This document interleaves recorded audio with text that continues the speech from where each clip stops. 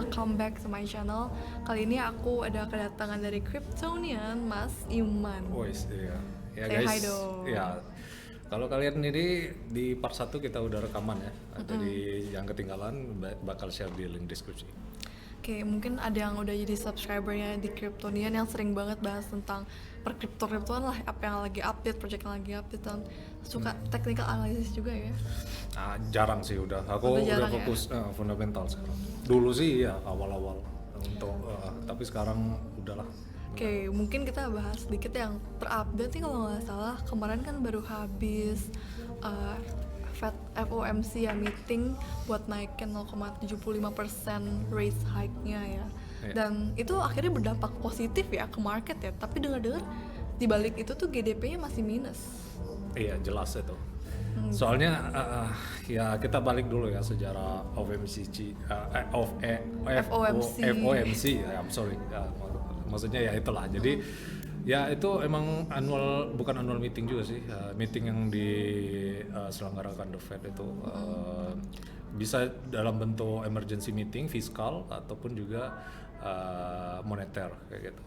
Dan tujuan dari meeting itu ya pertama kayak kemarin kan, orang nganggap bisa 100 BPS basis point, tapi nyatanya kemarin 75 basis point. Dan ada orang anggap itu sebagai udah price in lah, maksudnya jadi kemarin kan sempat The Fed meredefinisi arti dari resesi itu sendiri kan. Itu klasik lah, politisi itu kan gak pengen disalahin kan. Jadi apalagi The Fed kan yang kita nggak bisa pilih orangnya kan.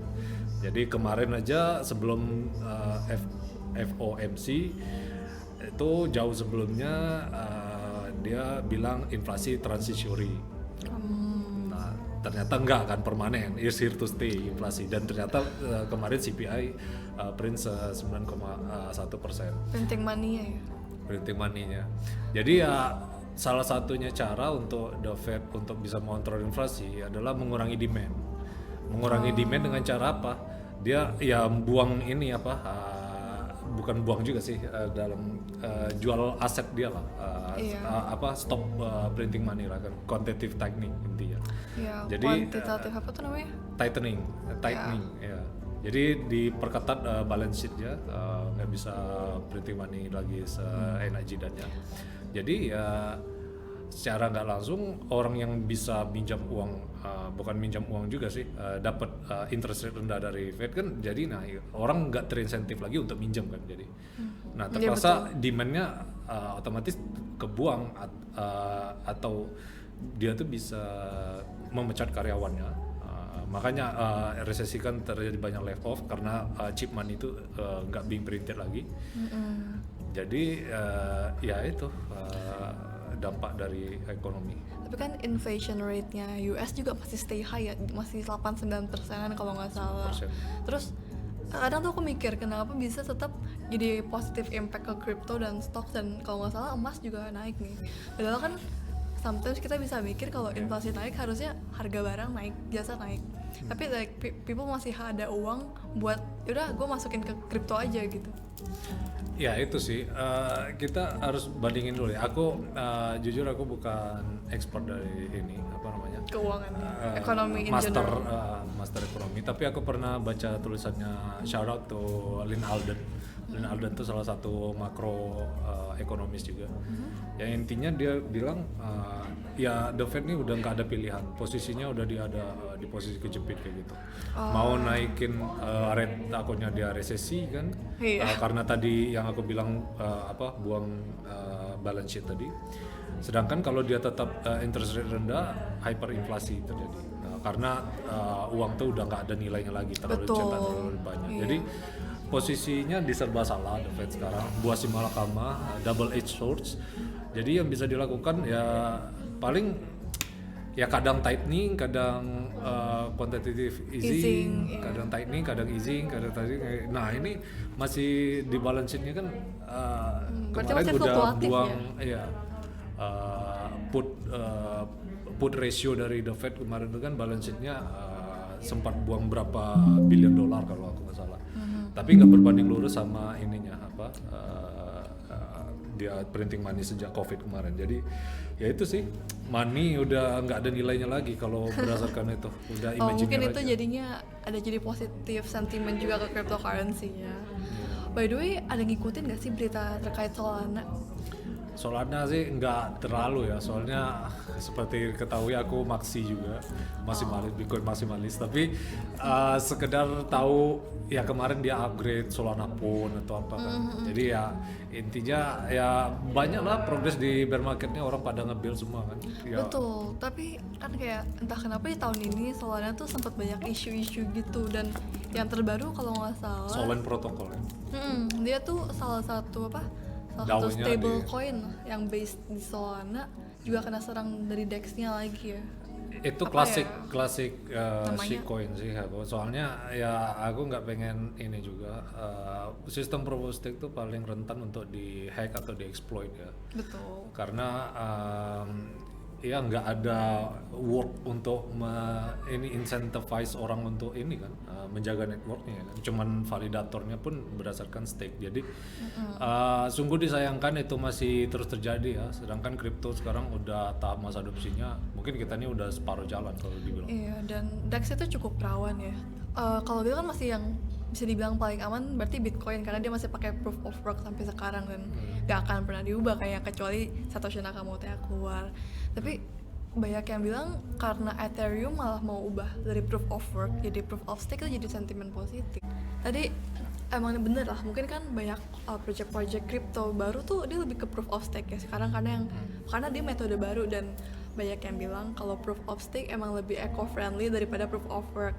Nah, Ethereum kan sebelumnya kayak temennya Bitcoin nih, yang sama-sama proof of work, sama-sama yang datang dari awal banget ke crypto.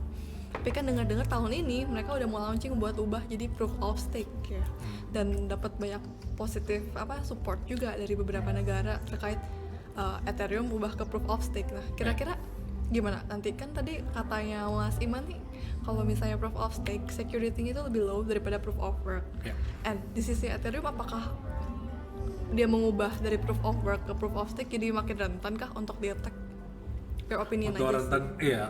Kalau dibanding Bitcoin sih ya jelas ya. Soalnya Bitcoin kan miner udah tersebar seluruh dunia. Terus untuk attack network tuh cuman ada satu pilihan. Jadi dia 51% attack. Jadi Yeah. bisa rollback transaction sampai berapa ke belakang kan. Nah kalau di Bitcoin itu nggak ada insentifnya untuk mereka itu. Soalnya untuk dia beli alatnya tuh aja nggak ada resource-nya untuk merollback semua transaction itu, jadi agak susah. Yes. Nah kalau Ethereum nggak tahu ya, soalnya selagi stake-nya masih banyak di kapital yang punya stakingnya banyak, nah masih bisa dieksploit. Selagi dia yang punya validator node, kan dia minimal 32 ETH ya kalau aku nggak salah untuk jadi validator di Ethereum 2.0. Walaupun yang fraction itu bisa kayak patungan di exchange itu sistemnya. Jadi kalau misal kamu contoh di Binance kan, kamu bisa ikut staking E2.0 kan. Nah itu sistemnya pool. Jadi orang masuk dapat di Lido ini agregator, biar dia masuk ke Ethereum 2.0-nya. Nah, yang kemarin blow up si 3SC itu kan diambil one-to-one pack dari Ethereum 2.0, STETH. Tahu STETH kan? Stake ETH. Belum. Nah, Stake ETH itu intinya 1:1 dari Ethereum itu sendiri. Dan walaupun ya aku jadi tahu kan, maksudnya aku maksimalis tapi tetap aku ikutin itu. Jadi ya let's see lah. Aku nggak pengen menyerang protokol manapun. Yang jelas aku stay objektif. Gitulah kenyataannya. Tapi kalau menurut aku Ethereum mau ke stake juga kan, berarti dia harus benar-benar pihak yang menguasai 51% dari semua token ETH yang beredar, dan itu nominalnya cukup luar biasa besar kan. Jadi kayaknya kemungkinannya pun rendah kalau beneran blockchain Ethereum tuh mau diserang menurut aku. Lah iya, Ethereum itu kan pre-mine. 70% ada di Ethereum Foundation. Nah betul, makanya itu yang bikin aman. Yang bikin dan ya dibilang aman juga relatif, soalnya institusi jadinya nggak berani masuk kan karena dia punya 70%, jadi ngayain si Vitalik makanya jadi Ya, plus lebih minus lah ya. terdistribusi, makanya institusi itu maunya ke Bitcoin karena secara supply lebih Lebih merata. decentralized ya. bisa Satoshi dibilang. Nakamoto sekeceng-kecengnya punya Bitcoin, dia cuma punya 5% supply, cuma 1 juta Bitcoin. Ethereum Vitalik 70%. Kali aja mana supply-nya aja unlimited kan, nggak tahu kita berapa supply. Iya. By the way, aku juga pengen tanya deh, last question dari misalnya, walaupun Mas Iman ya kayak lebih ke maksimalis in Bitcoin, kan pasti udah tau lah terkait metaverse, dan kayak metaverse tuh menjadi semacam embel-embel yang banyak banget dipakai di project-project baru. What do you think? I mean metaverse sendiri kan juga belum jelas banget itu tuh bakal kayak gimana. Ya, Apakah itu metaverse- sekedar shilling kah? Mereka pakai embel-embel metaverse. Iya, buzzword tuh selalu ada sih, tiap bull market tuh buzzword selalu ada. Web3 ini kan sebenarnya udah lama dari 2014. Dan sekarang baru digaung-gaungkan ya mungkin karena visinya juga udah bermasuk kan. Jadi dia Iya. ketinggalan kereta dia masuk, itu sama-sama ngerti lah. Cuman menarik tadi dibilang metaverse pun sudah ada juga dari lama. Kita Zoom nih juga udah termasuk metaverse. Terus kita ada di sosial media hidup lama di dunia maya itu hitungannya udah metaverse. Nah, jadi sekarang mungkin naratifnya lebih ke Web3 ini kan ada sisi owningnya. Sedangkan dulu kita jauh-jauh punya game online, kalau game online-nya shutdown atau pemerintah nggak senang atau apa di take down kayak gitu, Betul. kita nggak punya ownership dari itu kan. Sedangkan kalau ini di take down kita masih bisa asetnya tuh pindah ke game lain. Jadi Iya. ya mungkin kalau secara aku nggak ngerti lah, ini namanya teknologi kan Masih ada baru unsur spekulatifnya lah kan. Soalnya kita underestimate the future and overestimate the present kayak gitu. Ya.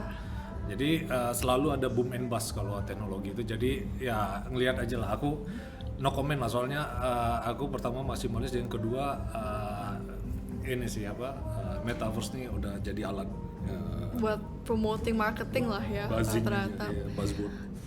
Karena kan kebanyakan orang lebih liatnya metaverse bakal kayak Ready Player One, tapi kalau bakal jadi kayak gitu harusnya berarti semua pihak itu menciptakan satu metaverse, gabungin dari semua project yang ada. Jadi sebenarnya semua aset NFT tuh interconnected, bridge ke semua, mau blockchain apapun tuh bisa gitu. Tapi sekarang tuh semua orang make their own metaverse, jadi I don't know. Lah iya, make on the metaverse kan, apalagi Facebook yang udah Meta.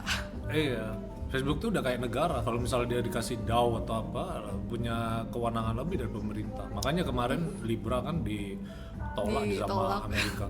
Iya, Karena banyak udah kasus. usernya lebih ini. Cuman kan nggak tahu namanya Web3 ini kan ya mungkin masih bisa bersaing lah metaverse dari, soalnya ethos dari Web3 itu kan decentralization. Ya. Ngapain lagi balik ke Facebook kalau misalnya pengen decentralization kan? Ya paling mereka cari protokol lain atau Ethereum atau apa, nggak ngerti lah. Yang jelas aku tetap maksimalis. Kalau maksimalis itu kan selain Bitcoin, shitcoin intinya. Jadi ya cuman buzzword aja menurut maksimalis ya. Oke, Aku tapi oke. tetap ngelihat dari dua sisi biar kita tahu pikiran dia tuh apa kan. Betul. Tapi tetap pendirian kita tetap. Aku kayak gitu sih orangnya. Kalau dari Tanpa aku, mengkerdilkan orang lain lah, Iya, menyudutkan orang lain lah. karena pasti tiap sisi ada pro kontra lah, ada plus minus. Kalau dari aku sih ya gimana ya, aku nggak pasti all in ke BTC doang, aku masih tetap diverse. Cuman menurut aku emang pasti setiap orang minimal punya lah Bitcoin, itu kayak it's a must in your crypto portfolio in my opinion. So untuk closing ada kata-kata penutup apa nih dari Mas Iman? Oh ya, tadi sempat disebutkan proof of stake ini ya merusak lingkungan atau proof of work merusak lingkungan atau apa ya. Justru proof of work tuh ini bikin bagus lingkungan. Soalnya sepanjang sejarah kita baru pertama kali memonetize energi. Oh? Lah ya, kita mining dapat koin. Sejauh-jauh ini kan kita mengeluarkan energi cuman lepas aja kan, jadi berubah bentuk kan, Jadi cahaya. jadi Soalnya apapun ya. listrik buat dicas. Iya, kita ngeluarin energi berkeringat atau apa, cuman berubah bentuk jadi energi aja. Kalau ini kan enggak, kita monetize jadi aset. Jadi perspektifnya harus dipindahin lagi sama kayak perspektif ini sih. Kalau mungkin ini agak intermezzo ya. Iya. Mbak Unpopular tahu, opinion ya. Iya, ini nggak ada hubungan sama kripto nggak. Kalau pandangan konservatif kan kayak gini. Mbak tahu namanya Selat Sunda nggak? Enggak. Pernah dengar. Nah, Maksudnya Selat tahu Sunda Selat tuh Sunda. laut yang di antara pulau apa? Yang memisahkan pulau Antara apa dengan apalah pokoknya. Sumatera dan Jawa kan. Padahal enggak. Selat Sunda itu justru laut yang menghubungkan Sumatera dan Jawa. Soalnya kalau nggak ada laut, hubungin pakai apa kan? Iya. Nah iya, jadi ya logikanya harus dibenerin dulu. Makanya Proof of Work ini salah satu revolusioner lah yang bikin, soalnya Proof of Stake itu udah centralized system, maksudnya the Fed tuh kan udah pakai Proof of Stake. I mean karena dengan ada proof of work itu jadi kita bisa utilize energy ya into money gitu lah ya kasarnya. Cuman mungkin it's an unpopular opinion karena yang dilihat tuh consumption energy yang tinggi gitu ya. Nah iya, justru kita consumption energy yang belum tersentuh, yang butuh distribusi energi itu bisa tersentuh kayak geothermal yang di El Salvador, mining di kawah Gunung Merapi. Iya kan sih, bisa. jadi inovasi ya. Lah iya, yang jadi masalah itu kan kalau geothermal kan kalau bisa nambang atau apa kan permasalahannya distribusi barangnya. Di ekonomi itu kan ada dua, double entry accounting. You make stuff and you take stuff. Jadi kita produksi barang, kita harus distribusi barangnya juga. Oke. Jadi harus di Bitcoin ini satu-satunya revolusioner tadi, tanpa kita perlu barang, kita bisa nambang di tempat itu tanpa perlu physically move. Iya. Jadi kayak kalau Michael Saylor tuh bilang kayak teleport tuh ya Bitcoin ini lah, teknologi teleport tuh ya Bitcoin ini lah. Interesting sih, maksudnya dari Mas Iman jadi ada kayak perspektif baru lah yang di-sharing ke kita ya. Oke deh, I guess that is it dari aku, dari hasil interview dengan Mas Iman nih. Semoga ada insight-insight baru yang ngebantu kalian. Oke, see you in next video. Ya support terus ya guys, Baby. Jangan lupa subscribe Kryptonian. Sukses ya. Ya, dadah.